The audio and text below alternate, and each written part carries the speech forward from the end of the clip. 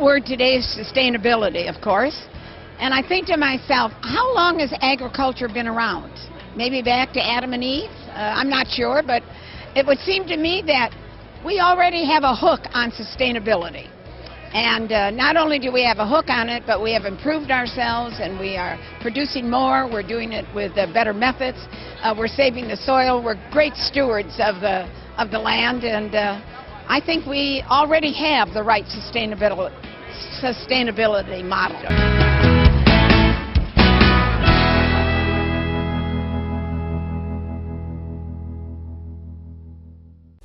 Congressman Long, welcome. Thank you. 30 years in the real estate business, you're an auctioneer, and also a radio talk show host. How in the world did you come to the decision to run for the United States Congress? Well, I think that the Founding Fathers had it right. I think that we need citizen legislators up here, and I'd believed that for a long time, and I truly thought that that's what we needed, was people that did have business backgrounds, small business folks, to come up to D.C. and create laws and then go home and live under the laws you create instead of being a lifetime career politician. And what did being in the radio talk show business help you learn about the issues? Obviously, you interacted with a lot of people. Sure. How did that factor in? Oh, I kind of visualize myself as a poor man's cross between Paul Harvey and Rush Limbaugh. I do the colloquial stories like Paul Harvey about the lady that was riding down the road and the guy was honking at her, finally got her to pull over after 11 miles and got out and said, "Your cat's on the roof." So had her cat on the roof for 11 miles. But I'd find little fun stories like that. And then I do the politics like Rush. So you get a real good handle on what people are thinking.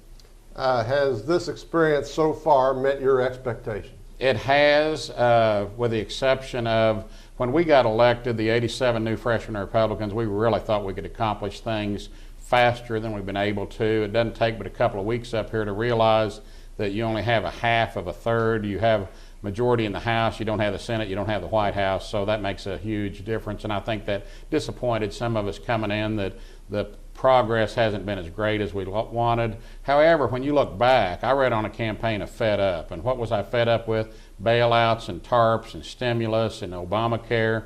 And if you look 3 years ago, the talk of the town was TARP. How much can we blow for TARP, Troubled Asset Relief Program? 2 years ago, it was stimulus. How much can we blow on stimulus? A year ago, it was Obamacare, taking up a sixth of our economy. And those are the things I was fed up. You look this year, for the first time ever, we made an issue out of raising the debt ceiling. And we got cuts, we got what we consider substantial cuts because we cut more than we raised the debt ceiling. We got a balanced budget amendment out of it. The conservatives think we didn't get near enough. The liberals think we gave up way too much, so nobody was happy with it. So for a start, I think we did okay. What do you think about the super committee process that will unfold here in the next several weeks? I think they're going to have their work cut out for them, because when you have some of the personalities on there that they have, it's going to be tough for them to come to agreement, I'm afraid. Tell me about your district. It's rural America, rural Missouri. Joplin, Missouri is in my district, which is a very good example of what people are like in Missouri. We had a horrific F5 tornado there back on May 22nd. 160 people lost their lives. Countless more were injured. 8,000 homes lost. 54% of the school capacity was lost. Think about that. 54% of the kids, 100 days later, we're not going to have a desk to sit at. It clear-cut an area 1/2 mile by 6 miles in depth, just completely clear-cut it. And those people pulled themselves up by their bootstraps. There was a 7-story hospital there. The neighbors ran in their pickup trucks, emptied the people out of that hospital 90 minutes after the tornado. They've all pulled together. C.J. Huff, the school superintendent in Joplin, said, "We're going to reopen on time on August 17. Everybody kind of looked at him like, "We don't think so, C.J., but by golly, they pulled it off. And that's kind of a microcosm of what the 7th District is like. It's just good old folks that are used to take care of themselves. They don't want big government. They want the government out of their life pretty much and let them do their business. And in saying that, though, I would assume you feel like the federal government has some responsibility for helping to rebuild Joplin. Well, budgeting's all about priorities, and if you can't prioritize for your national defense and natural disasters, then you can't prioritize for much. So sure, the government has a place there. Tell us something about you that is not in your official bio. I don't know what's in there and what's not. I was a mule skinner at the Grand Canyon one summer, so I don't know if most people see me guiding people down to the Grand Canyon, but that might not be in the official bio.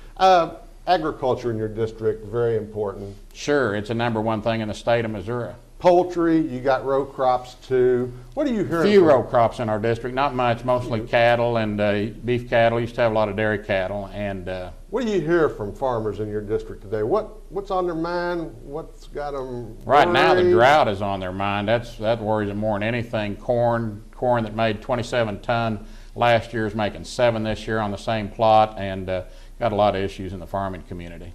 And fuel prices, I think a farmer's 46% of their cost is fuel, whether it's gas, diesel, electric, whatever it is. So fuel prices are killing the farmers also. Missouri 7th District Congressman Billy Long. Congressman, thanks so much for the time. Well, thank you. I appreciate it.